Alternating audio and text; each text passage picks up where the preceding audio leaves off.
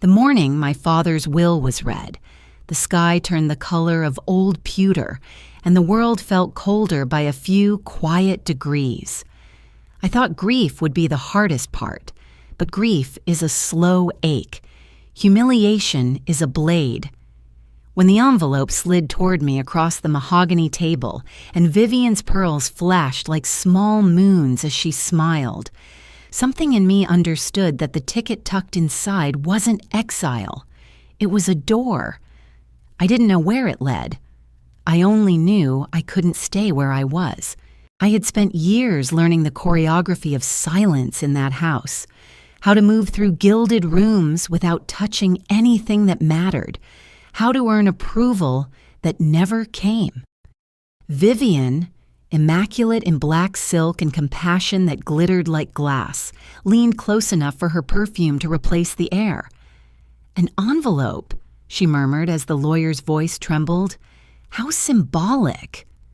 Her son Ryan let a half-laugh slip, and I saw the future they were already fitting over themselves like a new coat, the company, the mansion, the yacht with its smug name. I heard my own voice before I felt my throat move, a small thread of sound that said, "There must be some mistake. I'm his daughter." And the lawyer didn't even look up as he read, "Miss Emily Carter will receive an envelope prepared by the deceased." When the red wax seal cracked under my thumb and the paper breathed open to reveal a single one-way plane ticket to London, Vivian's lips sharpened into a smile that could cut fabric. "London's lovely this time of year," she purred, and the room filled with laughter dressed as sympathy, while the chandelier hummed above us like an indifferent sun. I carried the envelope out into air that stung.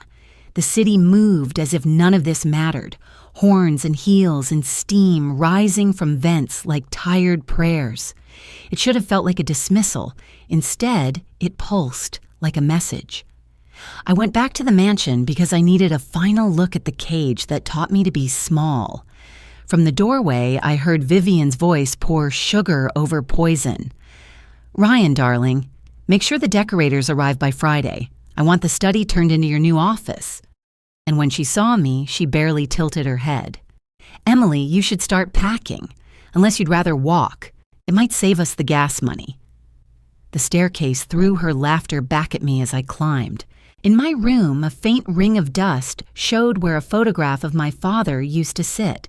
Once, he'd been easy with his smile and young enough to believe that love could outrun its own shadow.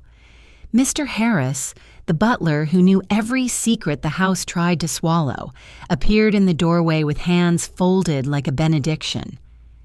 "Your father was complicated," he said gently, "but he wasn't cruel. If he left you that ticket, there's a reason." "A reason to humiliate me?" I asked, and he shook his head. "Perhaps to lead you somewhere he couldn't." That night, the rain ticked across the windows like small, patient fingers. Something tugged me toward my father's study, the only room Vivian never conquered. Dust and leather threaded the air. Drawer by drawer, I searched for a breadcrumb and finally found a small locked box that surrendered to a firm hand. Inside lay a single faded photograph, a young woman by a river, her smile caught between relief and promise. No name, no date, only 4 handwritten words on the back in my father's careful script. For her. One day. I turned the photo over and felt a chill settle into purpose. I packed the picture beside the ticket. Dawn made the chandeliers look tired. Outside, the driver lifted my suitcase while the wind pinched color into my cheeks. Vivian stepped onto the porch in silk and satisfaction, coffee steaming in her hand. "Bon voyage, sweetheart," she said with a brightness that wanted to bruise. "Maybe you'll find yourself over there." I met her eyes and felt something unclench. "Maybe I will," I answered, and the car door finished the sentence for me. The plane chased winter light across the Atlantic while I pressed my forehead to the window and let clouds erase the last of what I owed that house. London came up through fog and metal and the damp perfume of rain. I held the envelope like a compass. in my father's handwriting, Harrington Square, number 14. The taxi rattled through streets that looked like centuries wrapped in brick, and when the car stopped before a gray townhouse with a black door that had learned patience, I stood on the step with my past in my pocket and rang the bell. The butler who opened the door wore duty like a second skin and recognition like a shadow. "Mr. Carter," he repeated softly when I spoke my father's name. "It has been a very long time." Inside smelled of sandalwood and old vows.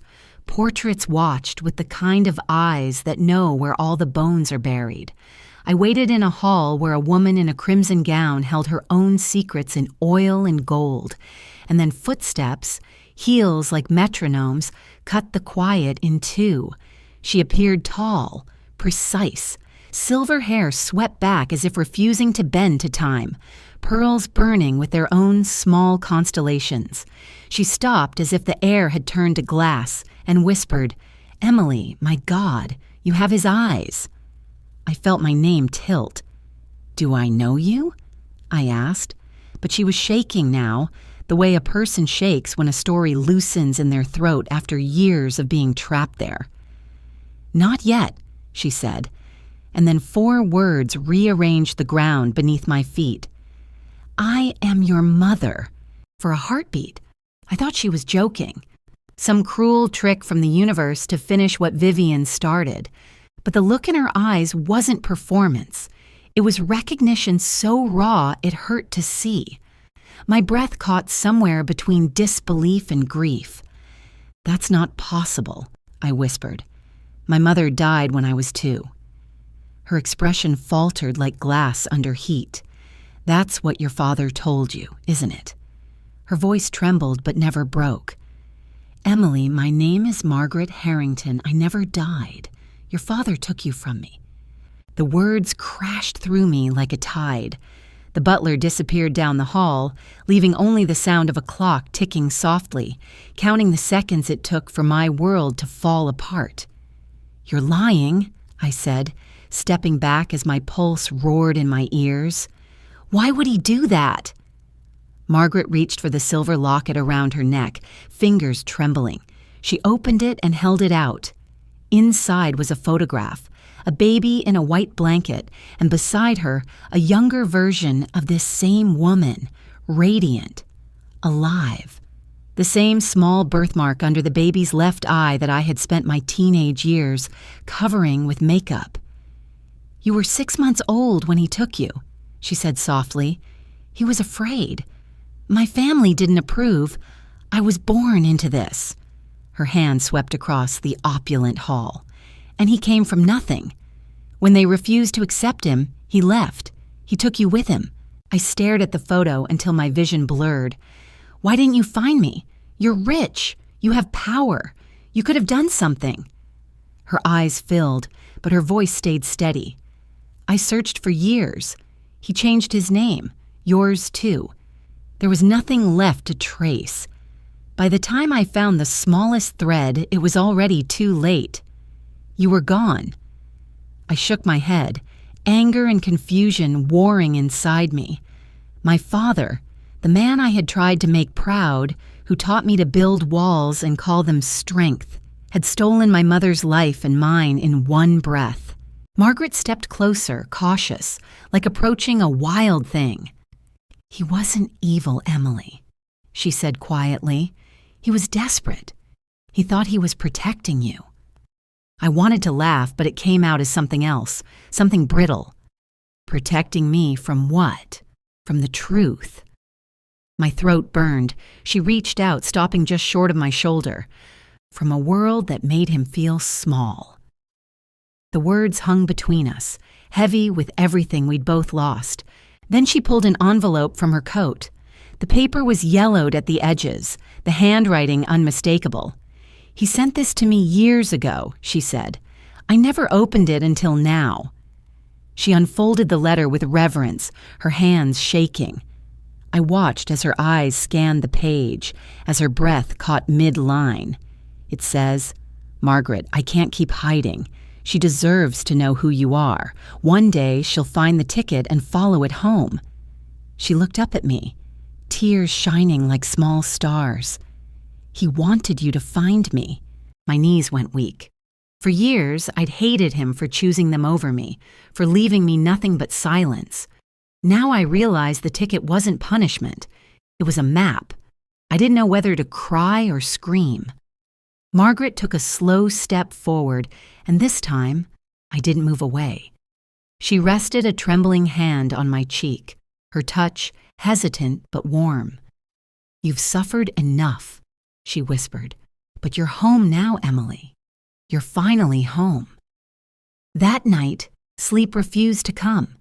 I wandered the corridors of Harrington House like a ghost, tracing my fingers along carved railings and framed portraits, each one whispering that I belonged to a history I'd never known. At dawn, I found Margaret sitting in the sunroom, her face lit by the gray London light. She didn't turn when I entered, just said softly, "You didn't have to stay." "I couldn't leave," I murmured. "Not until I know everything." She nodded slowly, her reflection pale in the window. "Then you deserve the truth." Her voice grew steady as she spoke. "Your father and I met 32 years ago.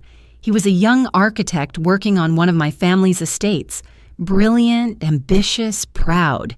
He wanted to build a world that was his own. I loved that about him. My family didn't." She smiled faintly, then sighed. "When I became pregnant, they tried to send me away. He promised to protect me, to protect you. And for a while, he did." She looked down at her hands, perfectly composed, yet trembling. "But when money ran short, so did our happiness. He couldn't stand being looked down on. One night, I woke up and both of you were gone." My heart cracked open at her words. "He kidnapped me," I whispered, and she nodded, tears slipping silently. "He wrote once, said he couldn't raise you in a world that hated him. Then he vanished. I searched across continents. By the time I found traces of him, he was Richard Carter. You were already his in every way that mattered." I felt the room tilt again, the same way it had when she first said my name. "The man I defended my whole life," I said hoarsely. "The man I tried to impress, he built everything on a lie." Margaret's voice softened to a whisper. "He lied to protect his pride. But love isn't pride, Emily, it's truth." She reached for me then, not demanding, not forcing, and after a moment I let her.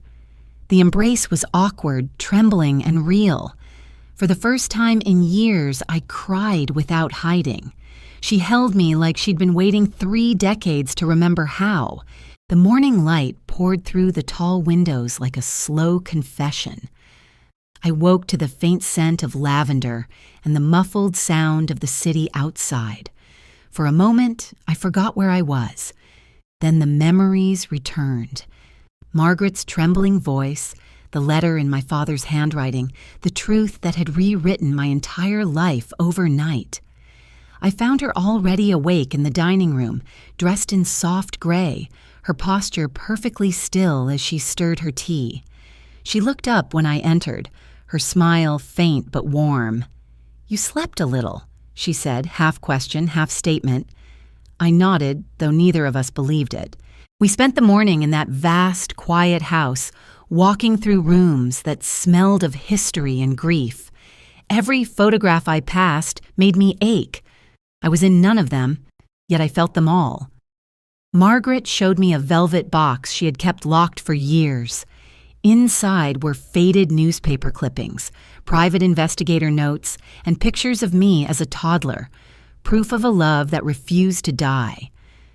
"Every birthday," she said softly, "I lit a candle for you. I told myself you'd find your way home." Her voice cracked at the last word, and something inside me finally gave way. I crossed the space between us and held her. It was strange, holding a stranger who felt like home. We sat like that for a long time. When we finally spoke again, my voice was quiet. I spent so many years thinking I wasn't enough, I said. That's what Vivian made sure I believed. Margaret's jaw tightened. She'll never hurt you again. But I wasn't so sure. Pain like that doesn't just vanish. It lingers, reshaping everything it touches. 2 days later, my phone buzzed. Vivian Carter. I almost dropped it. The message was short. Emily, please, we need to talk. It's urgent. My stomach nodded. For a while, I just stared at the screen, unsure whether to laugh or scream. After everything she'd done, what could she possibly want from me now? I ignored it. 1 day passed, then another. On the third night, my phone lit up again. Not a message this time, but a video call. Against my better judgment, I answered. Vivian's face filled the screen, but the woman I saw wasn't the one who had stood triumphant in pearls and silk. Her eyes were red, her makeup gone, her voice raw. Emily, she said barely above a whisper, please don't hang up. I said nothing. She swallowed hard. Everything's gone, the company, the house, the yacht, all of it. The investors pulled out. We're ruined. I felt a strange stillness inside me. No satisfaction, no pity, just quiet emptiness. Ryan's drinking, she continued, voice shaking. He's lost. I don't know what to do. You have to help us. That woman, Margaret. She's your mother, isn't she? You have money now, influence. Please talk to her. You're our family, too. Something sharp and cold bloomed in my chest. Family? I said, my voice low. You stole that word from me years ago. You laughed when they threw me out. You called me worthless. She looked down, shame hollowing her face. I know, she whispered, and I hate myself for it. But please, we have nothing. In the background, I heard Ryan's voice, louder, slurred. Why are you begging her, Mom? She's nothing. She's the reason Dad cut us off. That did it. Tell him, I said evenly, that Dad didn't cut you off. He just stopped protecting the lie you built your life on. Before she could respond, I ended the call. I stood there for a long time, staring at my reflection in the darkened window, my phone still in my hand. Margaret found me like that, still trembling in the quiet. Was it her? She asked. I nodded. They've lost everything. She wants me to help. Margaret studied me carefully, her voice calm. And what do you want, Emily? I didn't have an answer at first. The truth was tangled inside me, full of noise and ache. Finally, I said, I want to see them one last time. Not for them. For me. She nodded slowly. Then we go together. You won't face them alone. 2 days later, we were on a plane bound for New York. As we flew above the clouds, I watched the horizon turn gold and thought about how small the world looked from up here. Even pain looked smaller when you rose above it. When the city appeared below us, cold and glittering, it felt like looking down on the ghost of my past. The Carter mansion waited at the end of a long avenue, stripped of its former glory. The iron gates hung crooked, the gardens overgrown, the windows dark. I stepped out of the car, the winter wind biting my cheeks. You don't have to do this, Margaret said quietly. I glanced at the house, at the cracked crest above the door that once gleamed like a crown. I do, I whispered. It started here. It should end here. The gates creaked open as if remembering me. The mansion that once towered like a monument to my father's pride now sagged under the weight of its silence. The driveway, once polished and gleaming, was cracked with weeds breaking through the stone.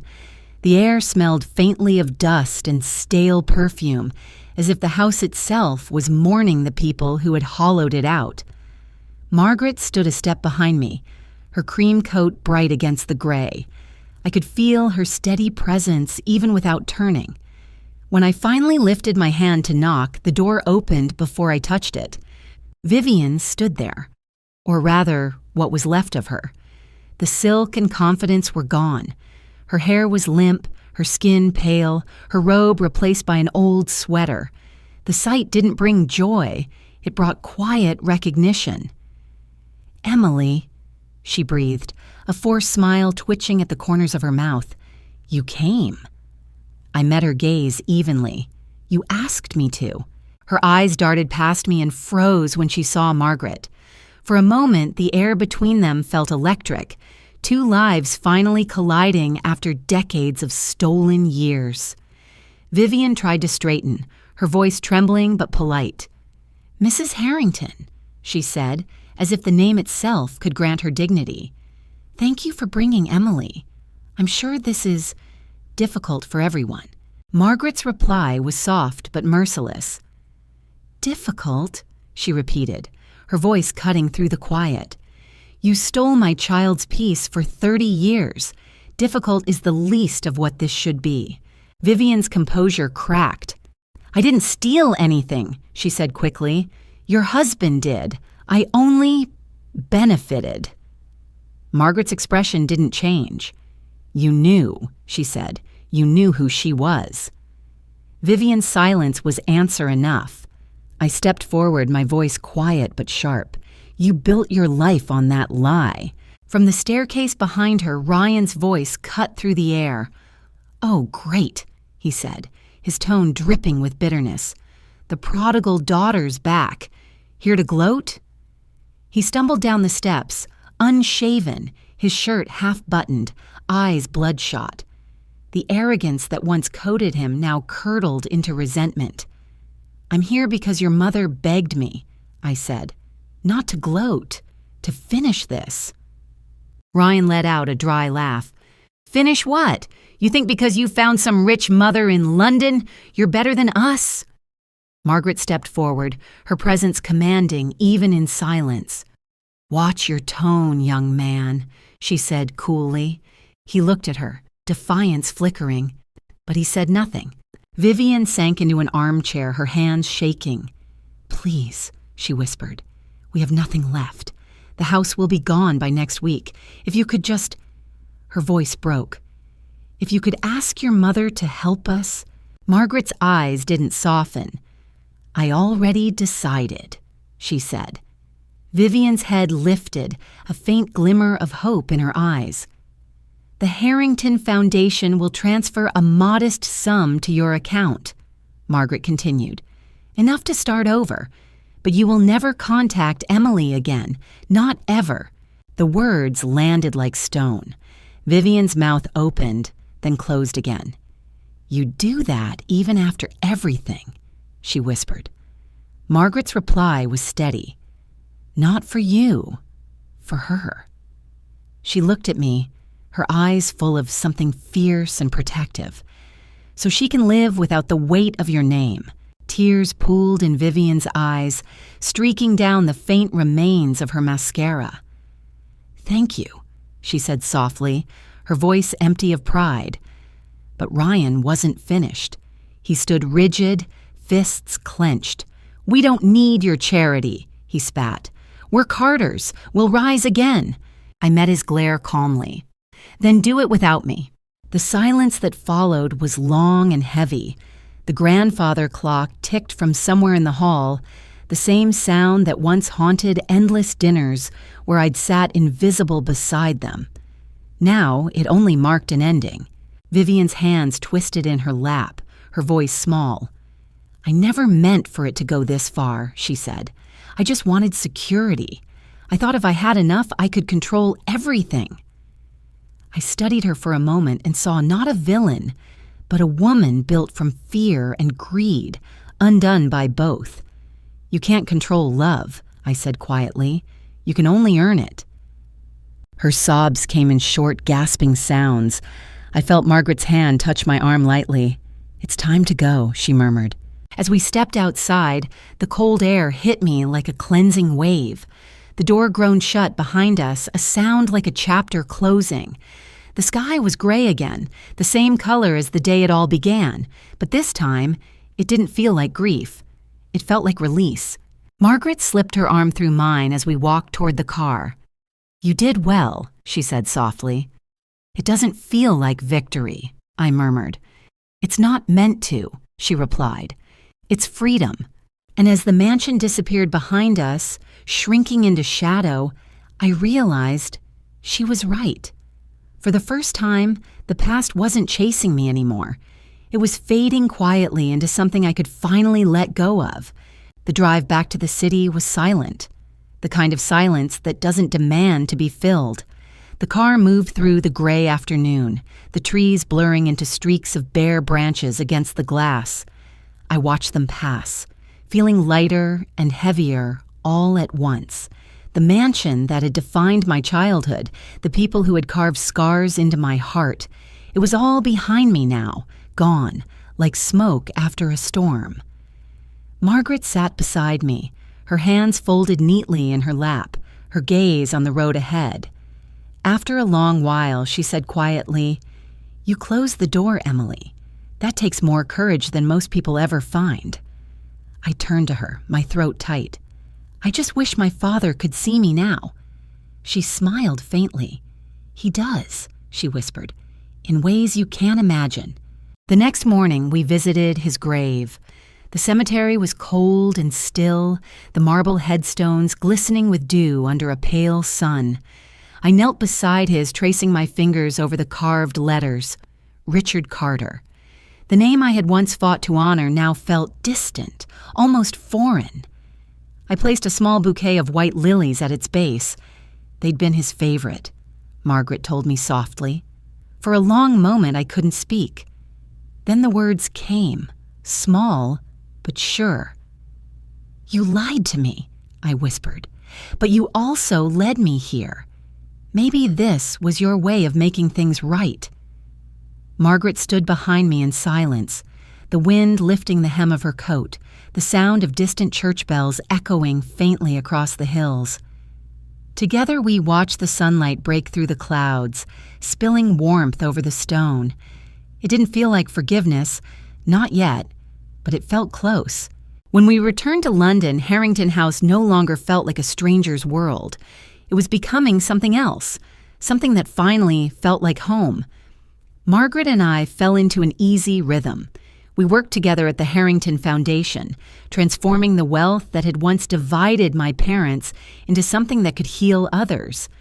It was poetic in its own quiet way, using the legacy that built walls to build bridges instead. Every morning, she'd bring tea to my office and we'd talk about plans for the next project, about helping families start over, about second chances. Each day, I saw more of her in myself, the same resolve, the same instinct to protect. And each evening, I felt a piece of my old life drift further away. Weeks turned into months. One evening, I stood on the balcony overlooking the Thames, the city shimmering like liquid gold beneath a velvet sky. The air smelled faintly of rain, and the soft hum of traffic rose like a lullaby. Margaret joined me, 2 cups of tea in hand. "Thinking again?" she teased gently. I smiled. "Always." She handed me a cup and wrapped her shawl around my shoulders. "About what this time?" I stared out over the river, about how strange it feels to finally belong somewhere. For so long, I thought home was something you inherited, not something you found. She smiled, eyes glinting in the city light. "You've always belonged, Emily. You just had to find the right truth." I looked down at the tea, warming my palms. "That ticket felt like punishment," I said softly, "but it was the best thing he ever gave me." Margaret nodded, her voice tender. "Sometimes love looks like cruelty when it's trying to lead you somewhere better." I let her words settle between us as the wind shifted, carrying the scent of the river and the faint toll of a bell from Westminster. The past no longer felt like a chain. It was simply a story, one I'd finally finished reading. Later that night, I opened the drawer beside my bed. Inside, folded carefully, was the plane ticket my father had left me.